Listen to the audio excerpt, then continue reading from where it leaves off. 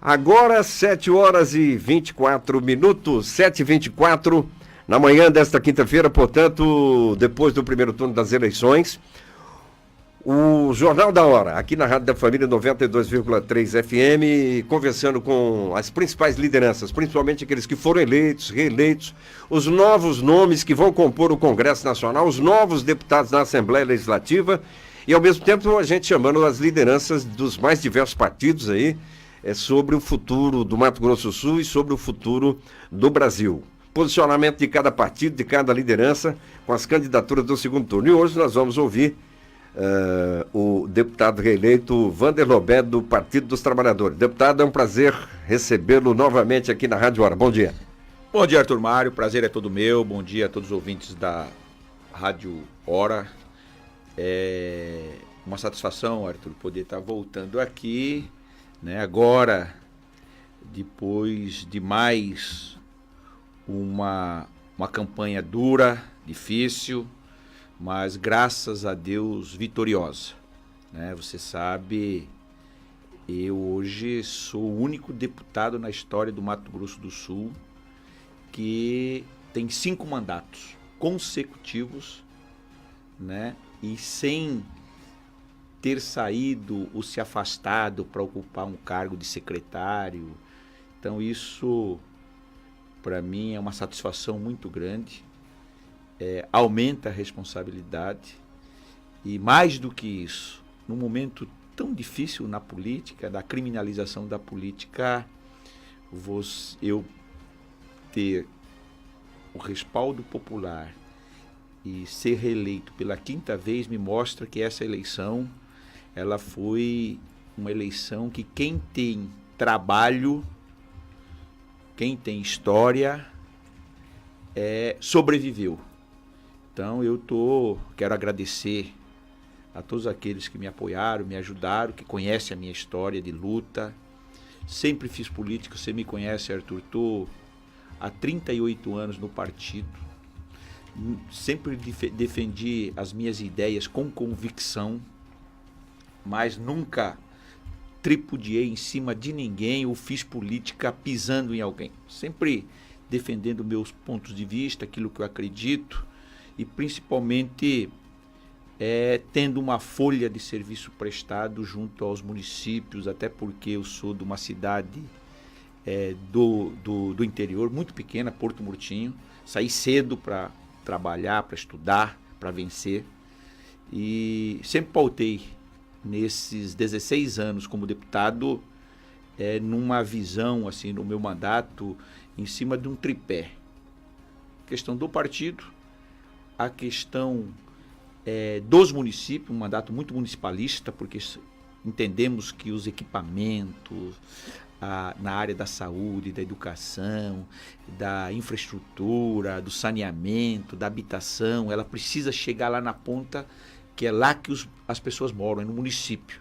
Então eu sempre fui um deputado muito articulado e ajudei muito a melhorar essas condições dos municípios do Mato Grosso do Sul, até porque somos um estado novo. E a outra, né, a minha postura do meu mandato, a minha posição no parlamento. Nesses 16 anos, eu nunca votei um projeto que tirasse direito dos trabalhadores, até pela minha origem, pela minha história, né? Eu sou oriundo do movimento sindical, mesmo nesses 16 anos de mandato, 13 como deputado da base do governo, nós nunca votamos qualquer projeto para tirar direitos. Nesses 2 anos como oposição, todo mundo acompanha, né? Nós tivemos lá, depois do impeachment, já no governo do Temer, a reforma trabalhista, a terceirização, que precariza o trabalho, a reforma trabalhista que rasga a CLT, que vem desde lá da época de Getúlio, né, que é o mínimo de garantia que os trabalhadores têm, né, foi rasgado e nós votamos contra. E só não fizeram a reforma da Previdência porque não tiveram tempo hábil e entrou o ano eleitoral e muito preocupados com as suas reeleições, né, suspenderam, tiraram da pauta em função até da intervenção que teve no Rio, que a partir do momento de uma intervenção se suspende qualquer aprovação desse tipo de projetos, né, de reformas, mas não tiraram da pauta. Então eu estou lá agora como deputado, continuamos convicto naquilo que defendemos, saímos dessas eleições, Arthur, todo mundo tá fazendo as avaliações, claro que nós vamos ter um momento oportuno de fazer no partido, mas eu tenho uma avaliação extremamente positiva. Apesar de toda a crise, nós levamos o nosso candidato para o segundo turno, que é o Haddad. Aqui tivemos mais de 10% de uma candidatura do Humberto. Surpreendeu, Humberto? Não tenho dúvida, né?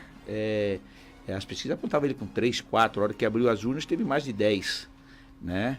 E uma pessoa nova, uma liderança nova que a gente projetou.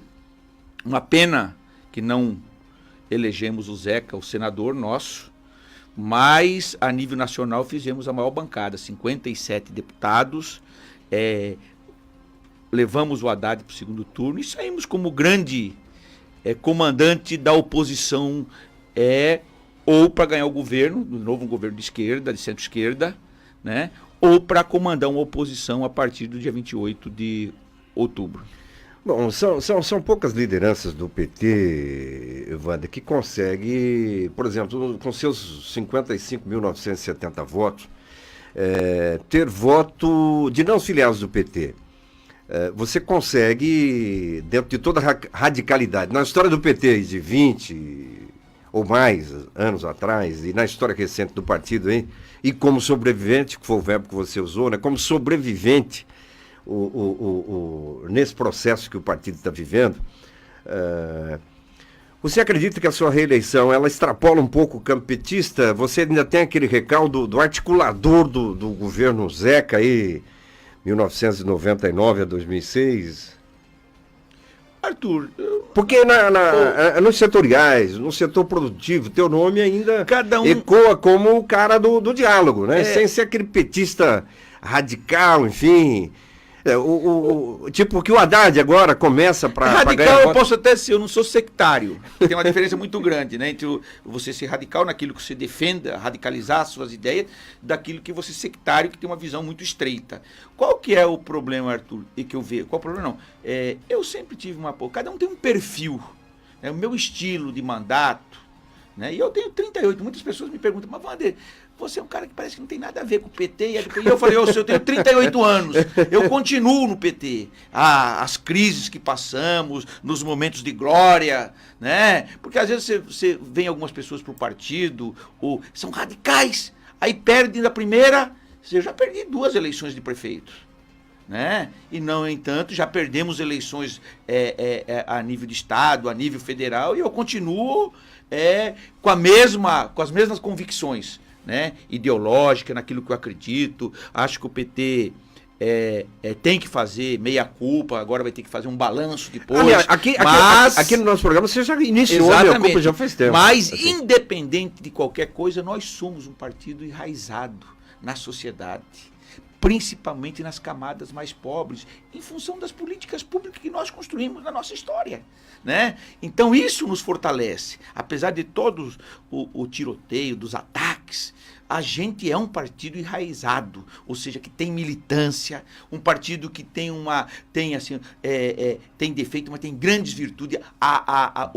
O mecanismo interno no partido de participação da sua militância nas instâncias partidárias, isso contribui para o fortalecimento de um partido de massa, né? Agora, nós vamos ter que estar rediscutindo. Acho que a gente sai dessas eleições fortalecido, apesar de todo mundo apostava que a gente seria o grande derrotado. Na verdade, na minha avaliação, os grandes derrotados até aqui são os partidos que comandaram o impeachment. Se você pegar, olha a bancada do PMDB, a bancada do PSDB, a bancada do PP, a bancada do PTB, esses partidos que se articularam, né, foram os grandes derrotados nessas eleições. Delcídio, candidato agora no primeiro turno, antes do dia 7 de outubro, aí, ele... Em outras palavras, ele teve esse mesmo raciocínio, então, embora o que sofreu do partido, do diretor nacional, a expulsão, reconhece tudo isso e considerava ali, antes do dia 7 de outubro, já o Haddad, né, e o PT, o próprio Lula, como vitoriosos, em função de tudo que foi. Eu não tenho dúvida que, assim, nós saímos, o Haddad é uma figura, e a gente vê a diferença de candidatos, Arthur, sem essa questão. Eu sou um cara que assim, não sou um cara apaixonado nas minhas análises. A eleição está muito disputada, é uma eleição difícil para nós, é uma eleição difícil, mas é uma eleição ainda que está aberta. Por quê? Porque exatamente pelo diferencial de candidatos. Quem minimamente está conseguindo ser racional percebe a diferença de candidatos, daqui da história de cada um, daquilo que eles defendem, né? Dessa questão da democracia, dos direitos de minorias, né? Agora, se tivermos que passar por um processo, nós vamos passar. Eu acho que a história vai mostrar, se ganhar o Bolsonaro, como é que vai ser o governo dele, né? E falo assim, você pode falar, mas o Bolsonaro tem uma experiência de tantos anos de mandato, verdade, mas não tem uma articulação. Eu acho que vai ter muita dificuldade. A bancada que ele elegeu é uma bancada muito voltada às mídias sociais só, né? Quem ganhar tem ônus e bônus, vai ter que propor para o Brasil uma pauta, uma agenda de reformas. Cada um, evidente, se for nós, vai ter um modelo de reforma mais no campo, nessa coisa mais democrática e social, né? Do programa que nós estamos defendendo, e se for ele, né? Mais neoliberal no sentido de fazer as reformas que eles vão ter que propor para o Brasil. Brasil, independente de quem ganhar, está numa crise muito grande, e vai exigir muito do novo presidente aí tomar medidas, né? E muitas delas são medidas amargas que vão ser preciso tomar. Para isso, você vai ter que ter uma base convicta de que aquelas medidas são necessárias para o país. E eu acho que ele vai ter muita dificuldade pelo perfil da bancada dele que eu vi, né? Que se elegeram, que não tem experiência, né? E que vai ter dificuldade, na minha opinião, depois de consolidar essa maioria que você precisa ter, tanto na Câmara como no Senado, para fazer aquilo que o seu programa de governo você está defendendo. Qual que é a maior crítica nossa? É a falta de debate, Arthur. Né? Nós vamos ter uma eleição que pode ganhar um presidente que não foi em nenhum debate. O que ele pensa a respeito da saúde?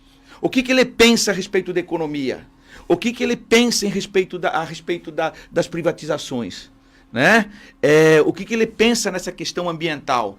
Então, o debate é fundamental. Nós vamos, pela primeira vez na história, uma eleição que não vai ter debate entre os candidatos, né? E a gente sabe que ele não está indo por uma estratégia dos seus marqueteiros e pela dificuldade que ele tem de fazer enfrentamento, de fazer debates. Né? Então, eles preferem tirar ele dos debates porque acham que é mais fácil ganhar as eleições. E quando, na verdade, a população não o conhece profundamente. E muita gente está votando, com certeza, sem conhecer direito o candidato, muito mais pela superficialidade do que pelo conteúdo que ele defende. Deputado Wander Lobé, com a sua permissão, nós vamos a um rápido intervalo, voltaremos já já. Jornal da Hora. Rádio Hora. É mais que música, é paz e mensagem o tempo todo. Rádio Hora. Agora 7 horas e 43 minutos, 7h43, manhã desta quinta-feira, estamos aqui na entrevista do dia com o deputado federal Wander Lobé, do Partido dos Trabalhadores, reeleito no 7 de outubro com 55.970 votos válidos. Portanto, Wander, essa sua votação, ela não corresponde às outras anteriores. O que te levou a reocupar a cadeira em Brasília? Tem um pouco do voto de legenda ou a capilaridade das outras candidaturas que o partido lançou, renovando aí, né, vários nomes em várias regiões? Arthur, claro que foi uma eleição que a abstenção foi muito grande, né? Mas a estratégia nossa nessas eleições de 2014 já foi preparando o partido para aquilo que a partir de 2020 cada partido vai ter que fazer. Não tem mais aliança na proporcional, né, a partir de 2020. Então nós já fizemos uma opção nessas eleições, chapa pura, chapa pura, que agora a partir de 2020, todo mundo vai ter que ter sua chapa. Você pode fazer aliança na majoritária, na proporcional você não pode mais. O que acontece? Nós saímos com 16 candidatos a deputado federal, né? Claro que isso não que te atrapalhe, mas você tem que ajudar. Eu tinha que ajudar também os candidatos, porque o importante para nós era fazer o coeficiente, né? E os nossos candidatos, eles foram bem votados regionalmente. Se você pegar o Jaime, o Jaime teve 15 Quem é o primeiro suplente teu? O Jaime Feteles. teve 15 mil e poucos votos. A menina de Dourados, né, que é uma sindicalista nossa dos professores lá, a Gleice, teve 12 mil votos, né? O Mamão 10 mil votos, o menino de Naviraí também teve, o Machado, né? O Júnior, tudo assim, 8, 10, ou seja, nós fizemos 78 mil votos nessa chapa, tirando a minha candidatura, mais os meus 50 e pouco, e mais a legenda, nós fizemos 145 mil votos, que nos proporcionou a eleição de o mais votado, e que fui eu. Eu acho que nós acertamos, são novas lideranças que o partido está construindo, que com certeza em 2020 vão ser candidatos nossos na sua cidade, né? A prefeito, a vice-prefeito, a vereadores. Ou seja, eu acho que o PT já se antecipa, né, nessas eleições, preparando os novos quadros, muita gente querendo se filiar, e nós vamos estar, a partir do ano que vem, tendo uma política de formação política, de trazer novas pessoas para o partido, até porque em cada município, Arthur, agora vai ter esses 2 anos para você preparar uma chapa. Em cada município, o partido que quiser disputar a eleição vai ter que ser uma chapa de vereadores, né? Então, isso vai exigir, vai diminuir muito o número de partidos. Não pode mais em 2020, e depois de 2022, na próxima, você fazer aliança. Cada partido vai ter que ser uma chapa de vereadores agora em 2020, né? O que acontecia antes? Você pegava um partido, você era dono do PP, ou do PTB, ou do PSL, você pegava 1 ou 2 candidatos, juntava cada um, botava 2, montava uma chapa e elegia os mais votados. Agora não, cada partido, se tem 9 vereadores na Câmara, 18 candidatos, 30% mulheres,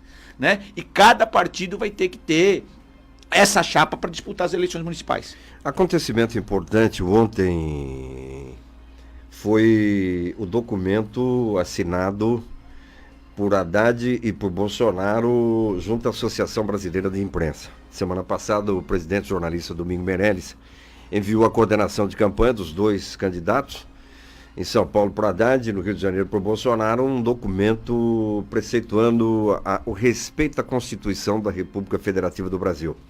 Nenhum dos 2 lados estabeleceu nenhum veto, e ontem foi o dia da assinatura. O Domingos foi a São Paulo, Haddad assinou, foi ao Rio de Janeiro, o Bolsonaro também assinou. E um documento que exalta os 2 a justamente debaterem os projetos, né, as propostas, e as 2 campanhas já indicando possíveis nomes. O Haddad, na questão da educação, apontou o nome do Cortella. Na agricultura, o Bolsonaro apontando a possibilidade do setor do agronegócio, talvez até a deputada Tereza Cristina, do Mato Grosso do Sul, enfim.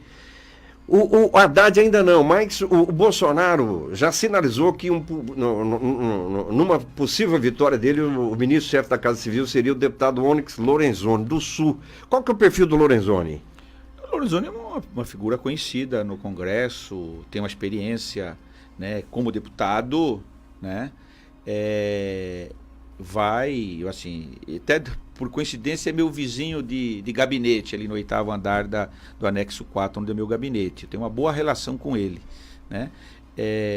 Vai ter que ter o desafio de comandar as articulações políticas. Anteriormente você falou dessa dificuldade que não é uma pessoa experiente, né? Mas é uma pessoa independente do partido, de ser do PFL, né? É uma pessoa respeitada na casa, tem credibilidade, né? Eu acho que é uma escolha. A Casa Civil, como diz um amigo meu, tem que ser alguém da cozinha do presidente, né?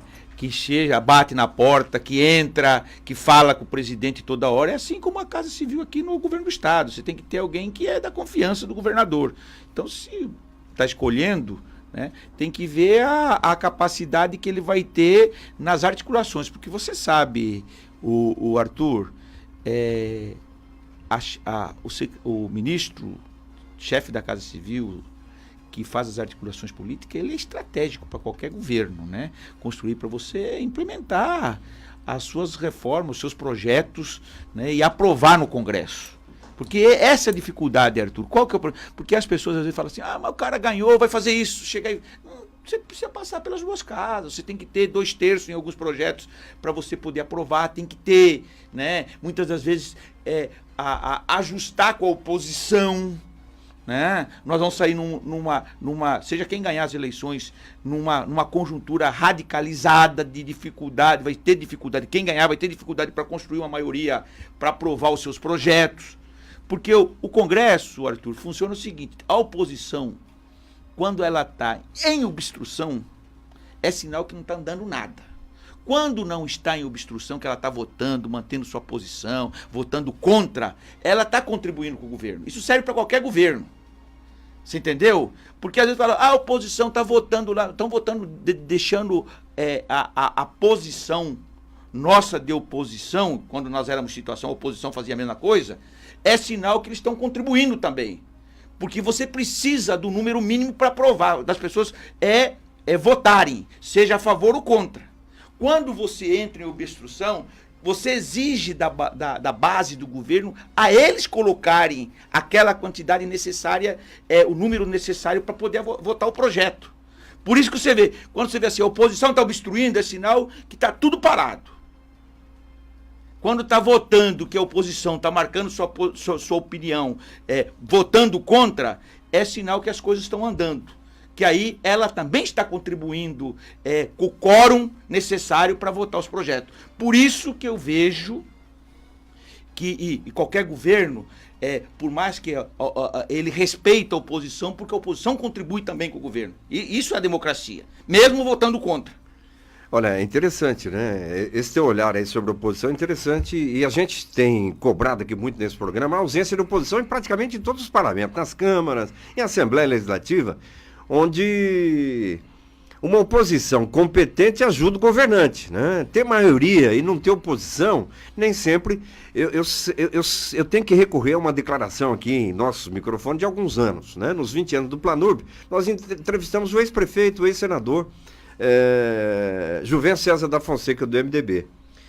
E o Juvencio, ele declarou o seguinte, falou, Arthur, olha, o meu legado, quando a gente questionava a questão já da questão da corrupção, que começava a ser apurada, enfim, e o legado dele nesse quesito, que nunca foi investigado, como é que era ser prefeito, poder executivo há 20, 30 anos atrás, ele dizia, olha, mais do que o Tribunal de Contas, mais do que os mecanismos de controle da sociedade, eu fico muito feliz, porque eu tive uma oposição. O PT chegou à Câmara Municipal de Campo Grande com o Teruel, com o Pedro Kemp, com Benhur e mais um aliado, a Taíde Neri. Esses 4 pesaram na oposição e eu dou graça porque o atestado que eles me deram foi de ficha limpa, de governo tranquilo, porque eles fiscalizavam tudo. Ou seja, muito mais que Tribunal de Contas, enfim, o Juvencio, ex-prefeito, dizia isso, né, que coincide com o teu raciocínio, porque...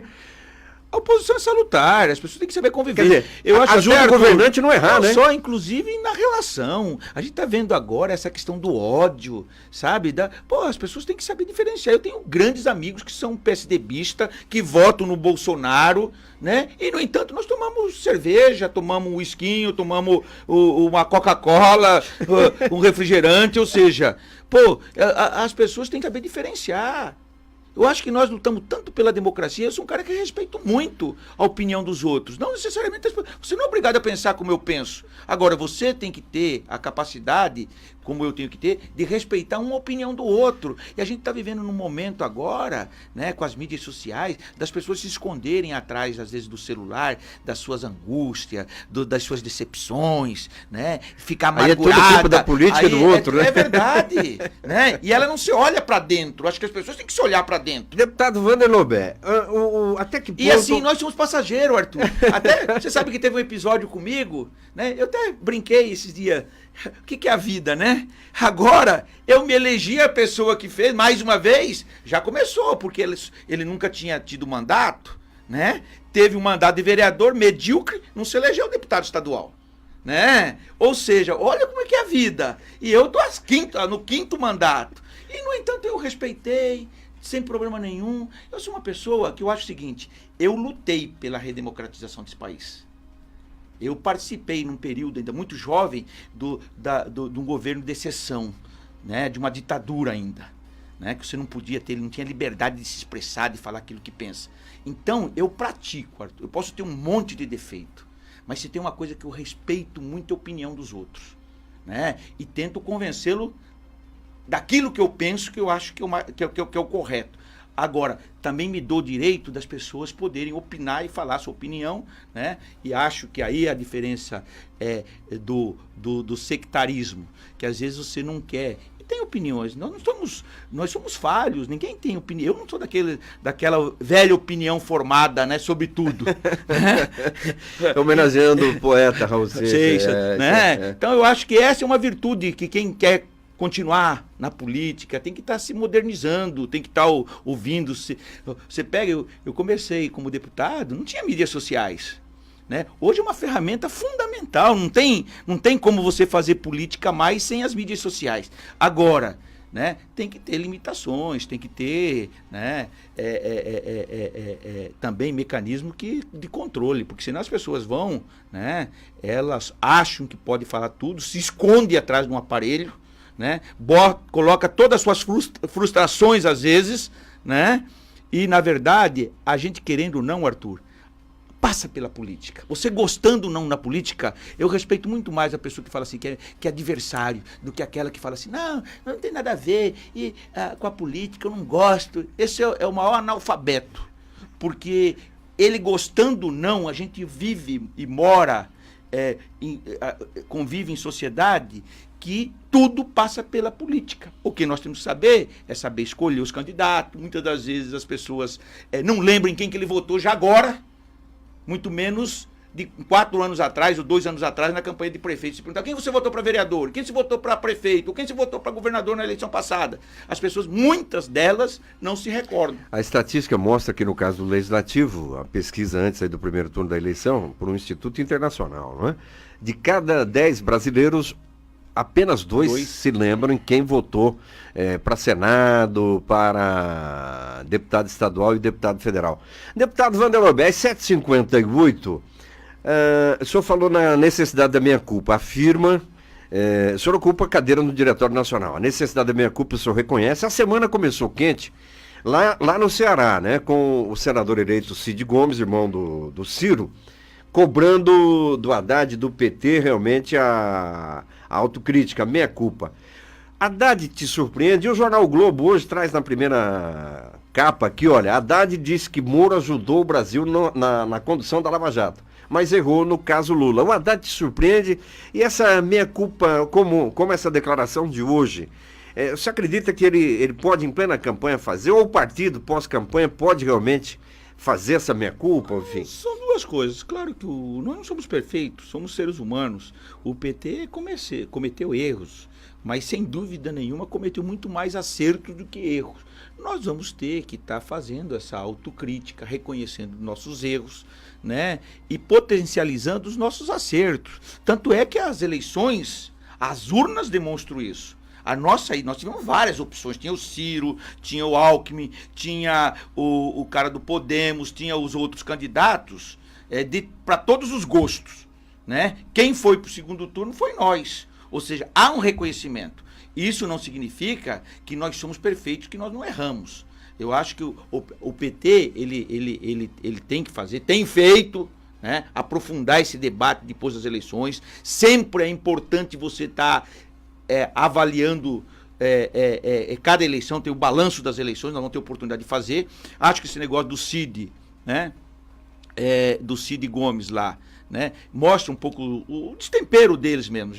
Eu presenciei um episódio ele na Câmara, lá na tribuna. Quando ele enfrentou o Eduardo Cunha. Exatamente. Né? Ele é um pouco, né? Assim, é um pouco, às vezes, das pessoas que são muito inteligentes, né? Às vezes extrapola, perde-se o controle, sai da racionalidade. Né? Então teve uma provocação e tal, né? Mas ele já pediu desculpa, fez um vídeo de apoio ao Haddad.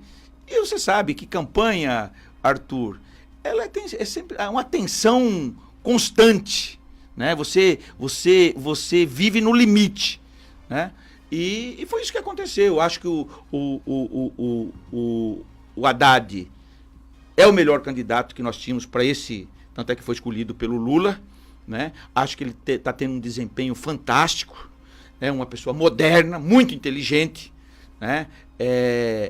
Tem uma experiência administrativa porque governou São Paulo. Você pode falar, mas ele não se reelegeu. Verdade, não se reelegeu, mas pega a avaliação do governo dele, né? Ganhou grandes prêmios internacionais, a mobilidade urbana mexeu na estrutura da mobilidade urbana de São Paulo, que é reconhecido hoje. Pegou uma crise, o PT, no fundo do poço em 2016, no pior momento político nosso, eleitoral, né, que acabou não se reelegendo.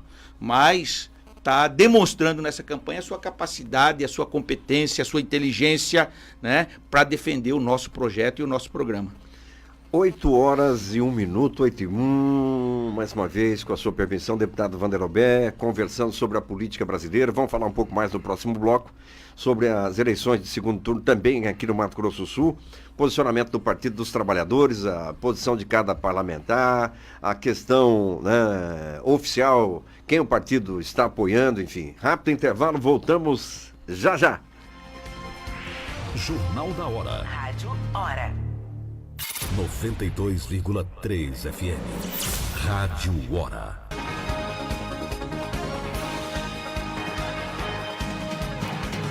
Agora, 8h08, 8h08. Deputado Vanderobé, reeleito pelo Partido dos Trabalhadores, mais de 50 mil votos aí no 7 de outubro. O balanço que o partido aqui no estado faz, Wander, já houve uma decisão oficial do partido na questão do segundo turno. Aliás, dificuldade em todo o país, né? Que candidato apoia no estado, o outro, enfim. Como que ficou o PT aqui no Mato Grosso do Sul? 2 deputados estaduais, uma cadeira em Brasília, que é a sua reeleição para deputado federal, enfim. Qual que é o posicionamento do partido? Ficou neutro com o Reinaldo, juiz Odilon, ou fechou com alguma candidatura? Arthur, nós fizemos uma reunião semana passada, depois do segundo turno, na segunda ou terça-feira, né? E tiramos a seguinte posição. É evidente que, como nós temos o Haddad no segundo turno, que é o nosso candidato, do nosso partido, evidentemente que nós aguardávamos esse aqui, a possibilidade de um dos 2 candidatos, né, fazer essa declaração de apoio ao Haddad. Como não foi possível, os 2 fizeram tiraram uma posição de apoio ao Bolsonaro, nós tiramos a seguinte posição: o PT vai buscar apoiamento em todos os partidos, aqueles que são democratas, que respeitam essa questão do direito das minorias, né, para estar trazendo que queiram apoiar o Haddad, independente de quem é o candidato a governador deles. Por exemplo, né, está sendo marcado hoje uma reunião de uma frente de apoio à candidatura do Haddad. Provavelmente o PCdoB, que já está conosco, o PROS vai vir conosco, fez uma conversa conosco ontem, né? O Ataíde, nós estamos discutindo do PPS, né? Que é secretário de Cultura, né? Como também estamos trazendo os sindicalistas do PDT, estamos fazendo uma conversa com o Dagoberto, para ver se o Dagoberto apoia o Haddad aqui, né? Os pedetistas que vêm da época do Brizola, né? Tradicionais, históricos, né? Que já sempre tiveram conosco. Então nós estamos fazendo esse movimento, e eu estou cumprindo muito esse papel, eu vou começar a viajar hoje à tarde ou amanhã de manhã, ir para o interior para estar formando esses apoiamentos, seja eles no chão, respeitando a posição a nível de Estado. O que nós queremos é atrair essa frente em cada município a mais ampla possível, no sentido de estar garantindo que as forças democráticas, que respeitam as minorias, né, se articulem em torno da candidatura do Haddad, né? E é esse o nosso papel, é essa decisão que o partido tirou, né? Aí, evidentemente, tem gente que é mais simpática, muita gente que votou no Haddad, que é Reinaldo, tem muita gente que votou no Haddad, que agora no segundo turno também vota no Odilon. Mas nós vamos estar construindo no chão, tentando ampliar ao máximo essa candidatura do Haddad. Por quê, Arthur? Qual que é o entendimento que nós temos? Essa eleição, ela está aberta ainda, não está tanto a nível nacional como a nível de Estado. O que nós entendemos, a minha avaliação? O PT precisa ter a capacidade de ampliar, se ampliar em São Paulo, e lá ficou bom que foi o PSB para o segundo turno, né? A gente está tentando aumentar os votos do Haddad em São Paulo. Nós vamos ter que ter uma estratégia para Minas, São Paulo, Minas, Rio de Janeiro, né? E Amazonas. São esses 4 estados que nós precisamos. Se a gente avançar e manter o que nós tivemos no Nordeste, a gente entra na disputa. Como foi? Não sei se você lembra da eleição de 2014 da Dilma com o Aécio. Nesse mesmo período aparecia o Aécio com 6% na frente, né, nas pesquisas, e a gente, na reta final, nós crescemos nesses estados, viramos o jogo em Minas e acabamos ganhando as eleições por 2%. Você lembra, na apuração, até os 70%, 80% dos votos apurados estava dando o Aécio. E nós, a onda vermelha lá do Nordeste, permitiu com que a gente virasse o jogo e ganhássemos as eleições, da reeleição da Dilma. Então nós temos nessa expectativa e queremos diminuir nesses estados onde a gente tem mais fragilidade, como Mato Grosso do Sul, Centro-Oeste, Mato Grosso, Brasília, o Sul, Paraná, Santa Catarina, diminuir um pouco essa diferença e avançar principalmente nesses estados do Sudeste aí, que é Rio, São Paulo e Minas. Se a gente conseguir ter esse mesmo sucesso que nós tivemos em 2010, eu acho que a gente entra na disputa, mesmo com essa diferença que está dando nas pesquisas atualmente. Agora, e as pesquisas nem sempre estão dando, os resultados se confirmam né, na apuração. Agora, 8 horas e 14 minutos. Deputado Wanderlobé, fechando nosso bate-papo, alguns setores, algumas instituições, o que o Brasil, em que o Brasil se fortalece e onde sai enfraquecido? Por exemplo, a questão da imprensa e a questão de redes sociais, né? Está aqui o Éder, né, da sua assessoria, jornalista e todos nós profissionais de comunicação. Parece-me que a questão do Instituto de Pesquisa, a questão das redes sociais, que em alguns momentos há lideranças que querem exaltar redes sociais e condenar a imprensa, os veículos de comunicação. Eu tenho a impressão que é o seguinte, que aquilo que tem conteúdo jornalístico e sério, enfim, parece-me que vai desmentindo essa tese de que só as redes sociais politicamente definiram a eleição, porque o questionamento em torno dos fake news é coisa braba, hein? Verdade, Arthur, até aproveitar essa oportunidade para aqueles que estão nos ouvindo, né, estarem muito atentos. Nós até, assim, dessa questão dos fake news. O lixo, né? O lixo que roda aí nas eu redes acho sociais. que já a Polícia Federal já está investigando, né? Já tem representação no TSE, porque o que está acontecendo, Arthur? As pessoas tentam agora, tem os robôs, né? Produz uma matéria mentirosa, né? Joga... Muitos, e tem aí agora, já está na denúncia hoje pela Folha, empresários que compram esses pacotes desses robôs para publicar, para isso aí contaminar e tentar influenciar a cabeça do cidadão comum que está lá, que às vezes, muitas vezes, de forma até ingênua, né, acaba reproduzindo isso, né, de uma matéria que ela é inverídica, ela é mentirosa. Né? Então, as pessoas têm que estar muito atentas. O próprio TSE tem orientado, né, para as pessoas, porque isso é crime. Né? Nós entramos agora no TSE muito nessa coisa do kit gay, né? Comprovado que é fake news, aquilo nunca teve, mandou retirar outras matérias com relação a essa questão contra nós, né? E que muitas delas reproduzidas através desses robôs pagos, às vezes por empresários, né, que tem todo o direito de votar contra. Agora, nós não podemos aceitar aquilo que não esteja na regra do jogo, que não esteja no marco da legalidade. Então, nós estamos indo para cima, né? Eu queria aproveitar essa oportunidade para aqueles que estão nos ouvindo, né, olhar com muito critério, fazer também o seu juízo, assistindo também, para fazer o seu juízo. Né? Olhar aquilo que é verdadeiro, aquilo que é matéria plantada, né, através desses fake news. Deputado Wanderlobé, muitíssimo obrigado pela visita aqui ao nosso programa e um ótimo segundo turno.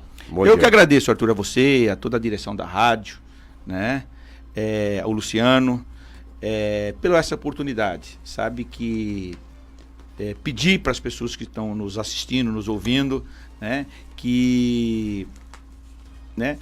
Essa eleição está em aberta ainda. É muito importante que cada um olhe o perfil dos dois candidatos. Faça a sua opção olhando o que eles pensam de fato, o que eles defendem. Né? E nós estamos trabalhando muito nessa reta final, conclamando toda a nossa militância, os nossos simpatizantes, para cada um. Se cada um mudar um voto, Arthur, eu não tenho dúvida que nós viramos esse jogo como viramos em 2014. Nós já ganhamos 4 eleições para presidente. E fomos nessa última, né, vocês sabem o que aconteceu. Então, eu tenho certeza que o povo está com saudade, sabe? E o que nos coloca, nos credencia até aqui, Arthur, é tudo aquilo que nós fizemos de bom para aquelas pessoas que tanto precisavam da mão estendida do poder público, do poder do Estado. E é isso que nos mantém vivos e com certeza nos coloca nessa condição da maior bancada federal, mesmo com todos os ataques que a gente vem sofrendo nesses últimos anos. Nos colocou o Haddad no segundo turno, né? O Haddad é uma pessoa preparadíssima, um professor, né? Fala 4 línguas, né? Tem experiência administrativa porque governou a maior cidade de São Paulo, fez um bom governo, as pessoas reconhecem isso e tenho certeza que é o melhor para o Brasil, para poder tirar o Brasil da crise, retomar o desenvolvimento econômico, gerar emprego, renda, fazer distribuição de renda e voltar com os programas de inclusão, principalmente na área de educação, para permitir com que, por mais pobre que seja uma família, ela possa ter acesso à educação, fazer uma faculdade e poder se alimentar, como nós fizemos nos 13 anos que governamos esse país. Um grande abraço. Bom dia, deputado. Aquele abraço. 8h20, um rápido intervalo, voltamos já já. Jornal da Hora. É mais que música, é paz e mensagem o tempo todo. Rádio